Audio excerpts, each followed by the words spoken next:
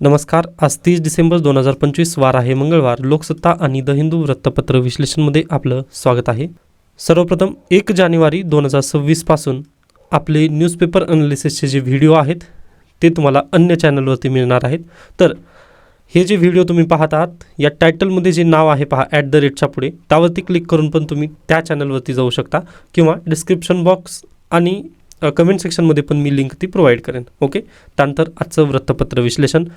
प्रदूषणाबाबत राजकारणीत सजग नाहीत, श्वेता वर्णेकर यांचं प्रतिपादन.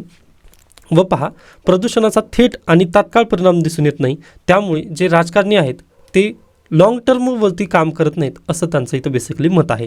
पुढची बातमी पहा, विकासात अपयशी ठरलेल्यांकडून जात धर्माची चर्चा, नितीन गडकरी यांचं प्रतिपादन. व अगदी जे लोकसत्ता लोकसंवादमध्ये काल त्यांनी बोललेले आहेत व ते अगदी बरोबर आहे. पहा, यामध्ये दुमत असं काहीच नाही आहे. यासोबतच नियमांचे उल्लंघन करणे ही जुनीच खोड आहे असं पंकज सिरसाट, उपायुक्त आहेत ठाणे वाहतूक शाखा. आता यांनी जे म्हटलेलं आहे ते पण जर तुम्ही पाहिलात तर पहा, त्यांनी काय म्हटलेत की एखादा नियम तयार केल्यास त्याचे उल्लंघन करणे ही खोड आपल्याला पूर्वजांपासून अंगीकृत आहे.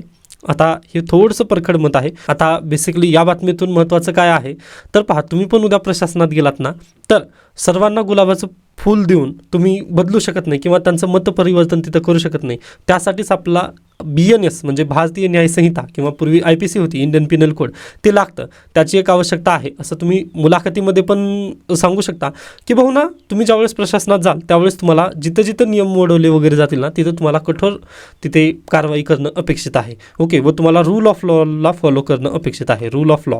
काही झालं तरी ही गाठ लक्षात ठेवा. तुम्ही उद्या प्रशासनात गेलात ना, इमोशन्स वगैरे तुम्ही बाजूला ठेवा प्लीज, पण रूल ऑफ लॉ याला तुम्हाला फॉलो करणं खूप गरजेचं आहे. अन्यथा पहा, सरकार चेंज होतील पण ज्यावेळेस सिस्टम म्हणजे तुम्ही प्रशासनात तसंच असणार आहात, सिस्टम तशाच पद्धतीने असतात, पण ज्यावेळेस सरकार बदलल्यानंतर दुसरे कोणतं सरकार येईल व त्यावेळेस जर चौकशी आपली जर झालेली असेल तर रूल ऑफ लॉनुसार जर तुम्ही असाल ना तर तुम्हाला काहीही तिथं प्रॉब्लेम येत नाही. पण तुम्ही इमोशन बेसिसवर जर निर्णय घेत असाल तर नक्कीच तुम्ही कुठेतरी फसू शकता. या कारणानिमित्त रूल ऑफ लॉ हेच आपल्यासाठी सर्व काही असेल. डन. त्याच्यानंतर आपण पुढे जाऊयात.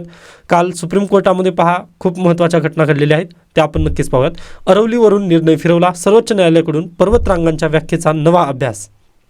आता सर्वांना माहिती आहे की अरवलीबाबत आंदोलनं वगैरे झाली होती. मग सुप्रीम कोर्टाने पण अगदीच स्वतःहून ती दखल घेतली व सो मोटो कॉग्नियन्स घेतल्यानंतर त्यांनी 3 उपस्थित प्रश्न केले आहेत. पहा, त्यांनी काय म्हटलं की 500 मीटरच्या अंतराच्या मर्यादेमुळे संरक्षित क्षेत्राची व्याप्ती लक्षणीयरित्या कमी होऊन एक संरचनात्मक पेच निर्माण होईल का, असा प्रश्नचिन्ह त्यांनी लिहिला. त्यानंतर दुसरा प्रश्न आहे पहा, या मर्यादेमुळे बिगर अरवली क्षेत्राची व्याप्ती वाढून तिथे अनियंत्रित खाणकाम सुरू होण्यास मदत होईल का. म्हणजे जो 20 नोव्हेंबर रोजीचा त्यांनी निर्णय दिला होता त्या निर्णयामुळे जास्तीत जास्त तिथं खाणकामाला बळ मिळेल का, असं त्यांनी दुसरा प्रश्न तिथं म्हणजे स्वतःसमोर मांडलेला आहे. पण तिसरा प्रश्न त्यांनी काय म्हटला की राजस्थानमधील 12,081 डोंगरांपैकी 1,048 डोंगरच 100 मीटरची उंची पार करू शकतात किंवा त्या निकषामध्ये बसतात. ही टीका शास्त्रीयदृष्ट्या खरी आहे का, यामुळे उर्वरित टेकड्यांचे संरक्षण कसे केलं जाईल किंवा त्याचं काय, याबद्दलचा हा तिसरा प्रश्न आहे. या 3 प्रश्नांची उत्तरं लवकरच आपल्याला मिळतील व सुप्रीम कोर्टाची आता ती जी 3 जजेसची जी बेंच आहे हे उत्तर शोधणार आहेत. त्याचसोबत पहा, खाणकामाला परवानगी इथं देण्यात आलेली नाही. म्हणजे पूर्वी पण सांगितलं होतं सुप्रीम कोर्टाने की खाणकामाला आम्ही परवानगी दिली नाही, पण परत एकदा त्यांनी काय मोहर लावलेली आहे. त्यामुळे पहा, जोपर्यंत सुप्रीम कोर्टाचा आता निकाल येणार नाही तोपर्यंत इथं कोणतंही खाणकाम केलं जाणार नाही. ही एक चांगली गोष्ट आहे. पाहूयात आता सुप्रीम कोर्ट याबद्दल कोणता निर्णय देईल. मग आता तुम्हाला लगेच काही पुस्तकं वगैरे वाचायत का, बिलकुल नाही. आता शांत म्हणजे सर्व काही शांत बसणं गरजेचं आहे. कारण पहा, ही जी केस आहे किंवा अरवलीचा जो निर्णय आहे तो आता सुप्रीम कोर्टाजवळ आहे. त्यामुळे पहा, आपल्या विरोधातील निर्णय किंवा आपल्या बाजूने येईल हे आपल्याला माहिती आहे का, तर बिलकुल नाही. त्यासाठी निश्चिंत राहा. आता मग याच्या व्यतिरिक्त तुम्ही काय करू शकता तर अरवलीमध्ये सर्वात उंच टेकडी कोणती आहे किंवा जे शिखर आहे गुरु शिखर, ते तुम्हाला लक्षात ठेवणं अपेक्षित आहे. यासोबतच नद्या कोणत्या आहेत ह्या सर्व गोष्टी तुम्हाला माहिती असणं गरजेचं आहे. म्हणजे फिजिकल जी टोपोलॉजी आहे अरवलीची ते तुम्ही एकदा पाठ करून घ्या. आपलं फिजिकल जॉग्राफीच्या पुस्तकामधून हे सर्व काही तुम्हाला मिळून जाईल. आय होप हा पॉईंट तुम्हाला लक्षात आलेला असेल. त्यानंतर अरवली पर्वत, त्यानंतर हिमालय पर्वत यामध्ये काय साम्यता किंवा काय डिफरन्स आहे हे UPSC किंवा MPSC राज्यसेवेला प्रश्न विचारला जाऊ शकतो. पहा मेन्समध्ये. ओके. मेन्ससाठी हा प्रश्न तुम्ही नक्कीच लक्षात ठेवू शकता. आय होप ही बातमी तुम्हाला समजली असेल. त्याच्यानंतर आर्टिकल पण आलेला होता, अरवली हरवली जिरवली. तर लोकसत्ताने स्वतःची पण पाठ थोपटवून घेतलेला आहे. मग मी पण स्वतःची पाठ नक्कीच थोपटवून घेतो की पहा, आपण हे जी बातमी होती याला आपण चांगल्यारित्या विस्तृतरित्या न्यूजपेपर अनालिसिसमध्ये चर्चेला घेतलं होतं. ओके, त्यामुळे अगदीच स्वतःचं पण अभिनंदन इथं करूयात. त्यानंतर पुढे जाऊयात. युद्ध समाप्तीसाठी अमेरिकेचा युक्रेनसमोर प्रस्ताव.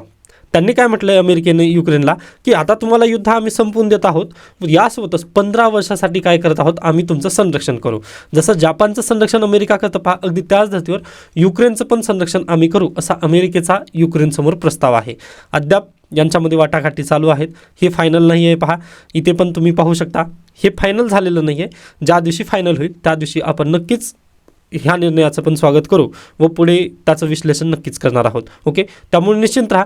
जी बातमी सध्याला बनत आहे पहा, त्याला रिसर्च तुम्ही स्वतःहून करू नका, जे की आपल्यासाठी बिलकुल गरजेचं नसतं. ओके, निश्चिंत राहा, एकही बातमी मी तुमची सोडू देणार नाही आहे. ओके, त्याच्यानंतर महत्त्वाची बातमी आहे, MPSCच्या अध्यक्षपदी भीमनवार विवेक भीमनवार हे MPSCचे नवे अध्यक्ष झालेले आहेत. लक्षात ठेवा, पर्सनली न्यूजमध्ये महत्त्वाचा आहे. सरळ सेवा परीक्षेला डायरेक्टली हा प्रश्न विचारला जाऊ शकेल. MPSC राज्यसेवेला वगैरे असा प्रश्न येणार नाही, परंतु जी सरळ सेवा परीक्षा आहे आपली, सरळ सेवेला डायरेक्टली हा प्रश्न विचारला जाऊ शकतो पर्सनली न्यूजमध्ये. Okay, done. पुढे चला. टायगर स्टेट कोणता आहे? मध्य प्रदेश. तर मध्य प्रदेशामध्ये सर्वाधिक वाघांचा मृत्यू झाला आहे.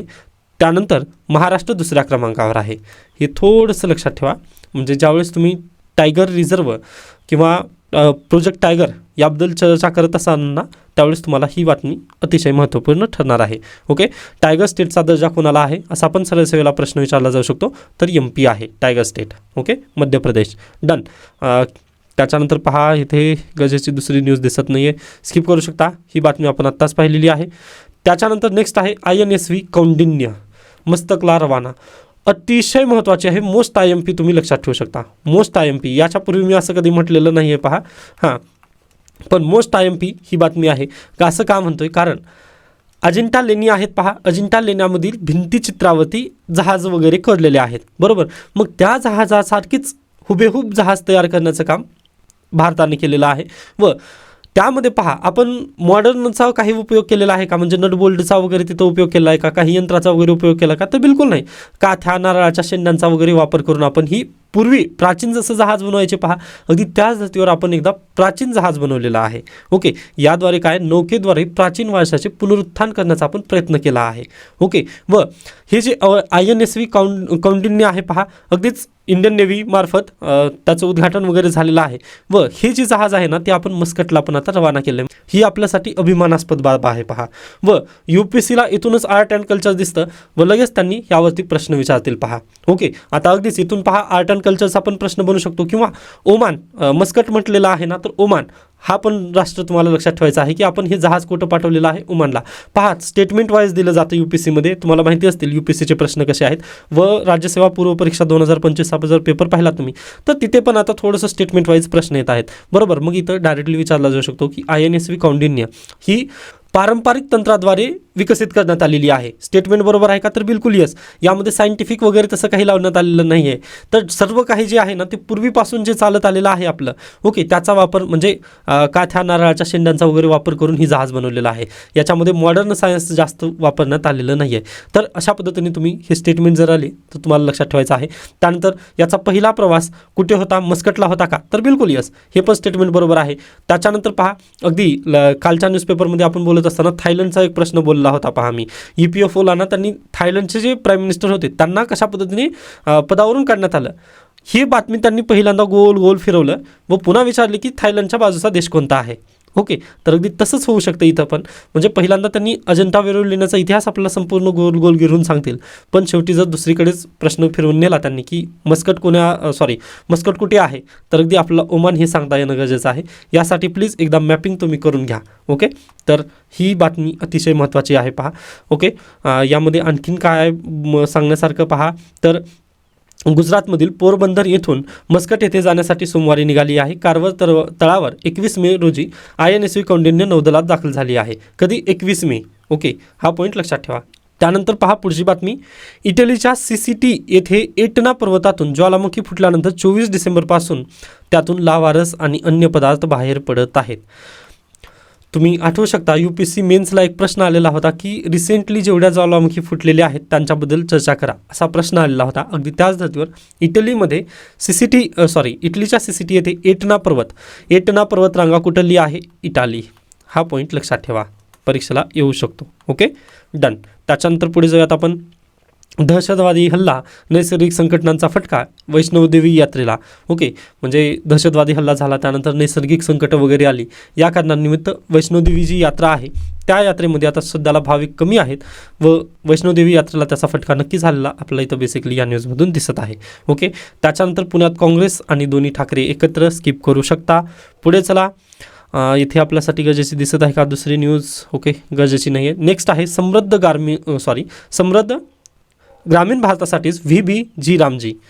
आता हा आर्टिकल वाचल्यानंतर म्हणजे अगदी आपण या आर्टिकलला पहा, तुम्हाला आठवत असेल इंडियन एक्सप्रेसमध्ये हा आर्टिकल द हिंदूमध्ये हा आर्टिकल इंग्लिशमध्ये आलेला होता. इंडियन एक्सप्रेस नाही तर द हिंदूमध्ये आलेला होता. शिवराज सिंग चौहान यांनी हा आर्टिकल लिहिलेला होता इंग्लिश लँग्वेजमध्ये. त्यावेळेसच मी हे संपूर्ण काही चर्चा केली होती. आता परत त्याचं ट्रान्सलेशन मराठी भाषेमध्ये लोकसत्तामध्ये आलेलं आहे, जे की आज आपण स्किप करणार आहोत. तरी देखील तुम्ही पहा, ही स्कीम कशाबद्दल चर्चा करायला पाहिजे होती? VBG रामजीबद्दल. पण यांनी चर्चा कशाची केली आहे? अणुऊर्जा विधेयकाबद्दल. म्हणजे अगदीच आता मी याबद्दल काही बोलणार नाही, पण तुम्ही समजून जा. रीड बिटवीन द लाईन्स जे करायचं असतं ना, ते तुम्हाला इथं समजून जाईल. ओके, कंटेंटची कमी इथून बेसिकली दिसते. तर how to not write UPSC answer, तर त्याचं एक उत्तम उदाहरण इथं आहे. पहा, म्हणजे प्रश्न एक विचारलेला आहे व उत्तर जर तुमचं दुसरंच असेल तर first impression is the last impression, लगेच तुमचे मार्क तिथं कमी केले जातात. ओके, व मेन्स आन्सर रायटिंगमध्ये तुम्हाला निगेटिव्ह मार्क आहेत. ओके, हे पॉईंट लक्षात ठेवा. जर तुम्हाला माहिती नसतील ना की काय काय रूल्स आहेत, तर आय होप की मी तो पहिलाच व्हिडिओ बनवलेला होता. म्हणजे MPSCमध्ये तर तशा पद्धतीने खूप रूमर्स आहेत. ज्यावेळेस माझ्याकडे आन्सर रायटिंगसाठी वगैरे विद्यार्थी चेक करण्यासाठी येतात पहा, त्यावेळेस मी भरपूर विद्यार्थ्यांना वगैरे तसा सल्ला देतो. मग त्याच धर्तीवर मी तो व्हिडिओ बनवलेला होता. पहा की रूल्स काय आहेत व मेन्सला पण निगेटिव्ह तिथे मार्किंग सिस्टीम आहे, त्यामुळे प्लीज लक्षात घ्या. ओके, तो ज्या विद्यार्थ्यांनी माझा पूर्वीचा आय थिंक एक व्हिडिओ आहे, जर शक्य झालं ना तर ते आपण परत एकदा अपलोड करूयात किंवा त्याची लिंक मी प्रोव्हाइड करेन तुम्हाला. तर पहा, ते प्लीज एकदा रूल्स तुम्ही पाहून घ्या व त्या रूल्समध्ये हे तर आन्सर बसत नाही. हां, पण यांनी काय म्हटलं आहे की हे विधेयक कसं चांगलं आहे याबद्दल चर्चा केलेली आहे. पण तुम्हाला खरंच माहिती नसेल ना तर प्लीज तुम्ही माझे मागचे 1-2 दिवसाचे मागच्या आठवड्यातले तुम्ही व्हिडिओ पाहून घ्या. त्यामध्ये तुम्हाला मी विस्तृतरित्या MG नरेगा स्कीम आणि VBG रामजी जी स्कीम आहे ज्यामध्ये साम्यता काय आणि डिफरन्स काय आहेत ही चर्चा केलेली आहेत. तर प्लीज तुम्ही तो व्हिडिओ पाहून घ्या. हे वाचण्याची वगैरे आवश्यकता बिलकुल नाही आहे. व मी म्हटलं ना, यामध्ये जे आपल्याला पाहिजे होतं ना त्याबद्दल चर्चा इथं दिलेली नाही आहे, त्यामुळे स्किप करू शकता. पुढे चला. वंशविद्वेषाचे विष. आता ही पण न्यूज आपण पहा परवा दिवशीच्या न्यूजपेपर ॲनालिसिसमध्ये पाहिलीच होती. आय थिंक 26 डिसेंबर रोजीचं तुम्ही वृत्तपत्र विश्लेषण पाहू शकता. 26 डिसेंबर रोजीच्या वृत्तपत्र विश्लेषणामध्ये बातमी आलेली होती की बांगलादेशमधील जे हिंदू आहेत त्यांच्याबद्दल थोडंसं भारतीय कन्सर्न करत होते, बरोबर आहे. पण त्याच दिवशी जर तुम्ही पाहिलात तर नाताळबद्दल भारतामध्ये जे काही झालं ते इंटरनॅशनल मीडियामध्ये नक्कीच पोहोचलेलं होतं, बरोबर आहे. आता अगदी तशाच पद्धतीवर पहा आणखीन एक घटना घडलेली आहे जी की द हिंदूमध्ये दिली, लोकसत्तामध्ये ती घटना आलेली नाही. ओके, एकच मिनिट द्या, आपण त्या बातमीला पाहूयात. कुठे गेली? हां, ही पहा बातमी. Tripura students killing a horrific hate crime. Rahul Gandhi यांनी स्टेटमेंट दिलेलं त्याबद्दलची ही बातमी आहे.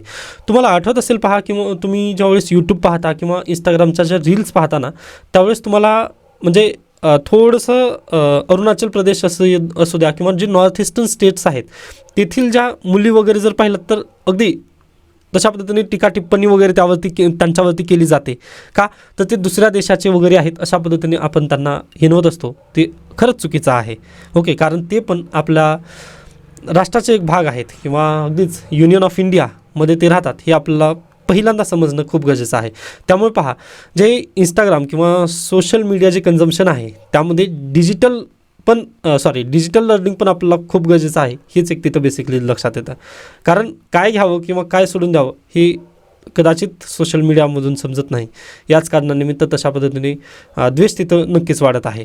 आता अगदी बांगलादेशमध्ये जे काही झालं लगेच तिथं नरेटिव्ह पसरवला गेला, परंतु जर तुम्ही भारतामध्येच जर पाहिलात तर ते त्याबद्दल खूप दुर्दैव आहे. ओके, आता काही विद्यार्थ्यांनी याचा नक्कीच राग येईल पहा, पण जर तुम्ही हाचा आर्टिकल पाहिलात ना तर यामध्ये तर खूप व सर्वांना माहिती आहे, तुम्ही फ्रंट पेज पाहा ना लोकसत्ताचं, त्यांनी कशा पद्धतीने भाषेमध्ये वगैरे टीका करत असतात.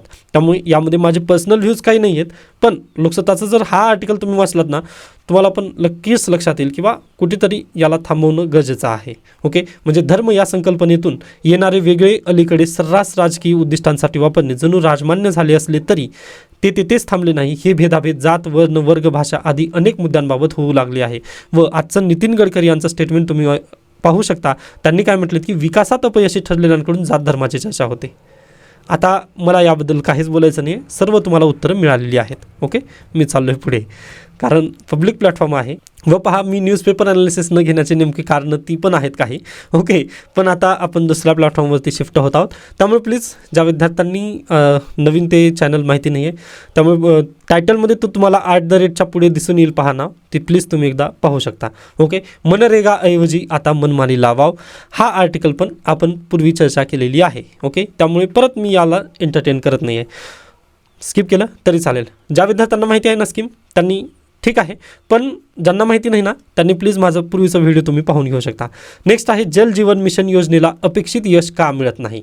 आता पहा, तुम्ही जर रुरल भागातून येत असाल, म्हणजे खास करून जर मराठवाडा जर पाहिलात, म्हणजे अगदी कोकणपट्टी वगैरे तिकडे पूर्वी विकास झालेला आहे असं तुम्ही म्हणू शकता, पण जिथे विकास ऑलरेडी नव्हता किंवा पाण्याची सोयीसुविधा तिथं नव्हत्या, म्हणजे दुष्काळी भाग त्यामध्ये जर नव्हता, तर आता जल जीवन मिशन योजना आली. बरोबर, जल जीवन मिशन योजनेअंतर्गत 2024पर्यंत प्रत्येक घराला नळाद्वारे पाणी देण्यात येईल असं एक आपल्या समोर लक्ष ठेवण्यात आलं.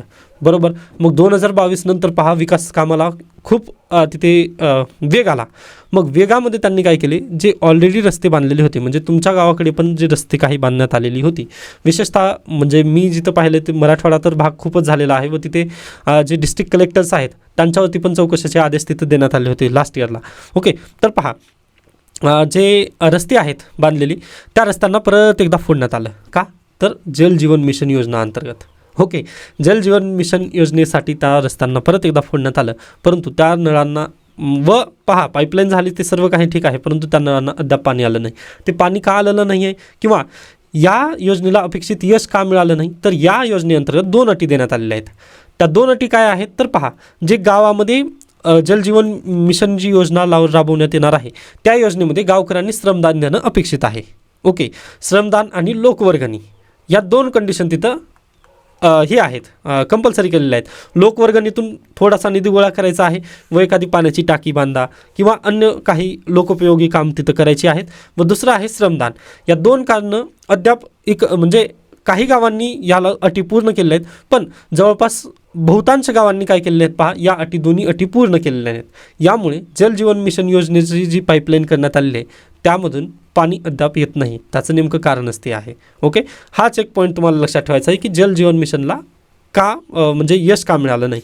पण सर्वांना मी कालच्या पण लेक्चरमध्ये म्हटलं आहे की कोणतीच योजना आपल्याकडे विफल होत नाही. या नजरेतून जर तुम्ही पाहिलात तर जल जीवन मिशन योजना पण 1% का होणार सक्सेसफुल झाली आहे.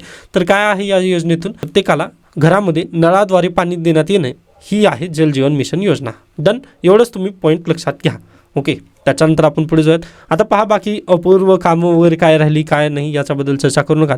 हां, त्यानंतर आता मी बोलत असताना 2024 ही डेडलाईन होती, ती आता एक्सटेंड करण्यात आलेली आहे. हा पण एक पॉईंट लक्षात घ्या. Okay, done. म्हणजे यापेक्षा पण दुसरे काही महत्त्वाचे मुद्दे आहेत, त्यामुळे दुसरी पण स्कीम तिथं विचारली जाऊ शकेल. डन, त्याच्यानंतर आपण पुढे जाऊयात. आता पहा, तर अशा पद्धतीने आजचा लोकसत्ता इथं संपतो. बाकी पहा, ॲडव्हर्टायझिंग आहेत जी की आपल्यासाठी गरजेची नाही आहे. मराठवाडावर आपण दिन वगैरे हे स्किप करू शकता.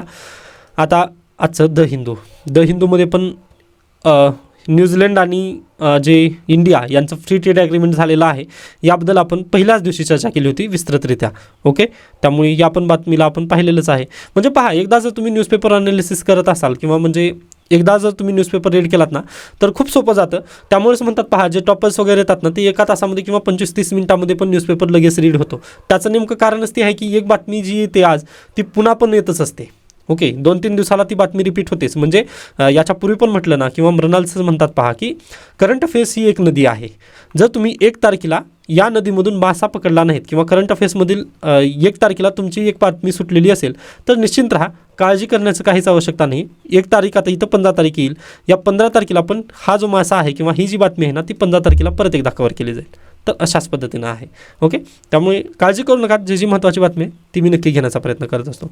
त्यानंतर आजचं एडिटोरियलमध्ये पहा, केस देण्यात आले Benazir Hina versus union of India. Okay sorry, Benazir Hina versus union of India and others यांची केस आहे व 3 जजेस आहेत सुप्रीम कोर्टाचे या केसमध्ये पण पहा. व आता हिना केसमध्ये तलाक ए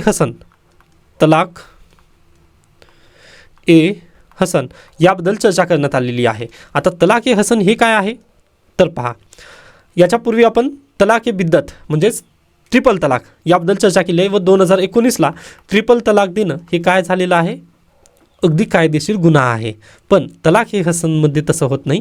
तलाक ए हसन आता सध्याला सुप्रीम कोर्टामध्ये केस चालू आहे, पण आता सध्याला तरी ते पहा वैध आहे. ओके, म्हणजे याबद्दल भारतीय पार्लिमेंट किंवा भारतीय संसदेने पण काही कायदा वगैरे केला नाही, किंवा जे 2019चा ट्रिपल तलाकचा जो कायदा आहे त्यामध्ये पण यांनी काही चर्चा वगैरे केली नाही की तलाक ए हसन वगैरे नल अँड वैध आहे. ओके, त्यामुळे तलाक ए हसनचं एक शॉर्टमध्ये तुम्ही लक्षात घ्या.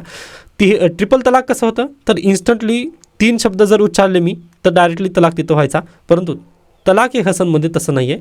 तर पहिल्या महिन्यामध्ये मी तलाक म्हटलं व त्यांच्या दोघांमध्ये शारीरिक संबंध वगैरे काहीच नाही झाले व दुसऱ्या महिन्यामध्ये मी परत तसं म्हटलं व तिसऱ्या महिन्यामध्ये पण तसं पद्धतीने जर म्हटलं मी व 3 महिन्यामध्ये त्यांच्यात काहीच बोलाचाली वगैरे नाही, किंवा पहिल्या महिन्यापासून ते तिसऱ्या महिन्यापर्यंत यांच्या दोघांमध्ये जे संबंध आहेत ते काहीच सुधारले नाहीत, तर याचं जे तलाक ए हसन आहे ते मान्य होतं व याला कायदेशीररित्या परवानगी आहे. ओके, असं का करण्यात आलेलं आहे? ट्रिपल तलाकमध्ये परवानगी नव्हती किंवा त्याला बेकायदेशीर ठरवलं गेलं, परंतु तलाक ए हसनमध्ये का तर पहा, इथे स्त्रियांकडे पण अधिकार देण्यात आलेले आहेत.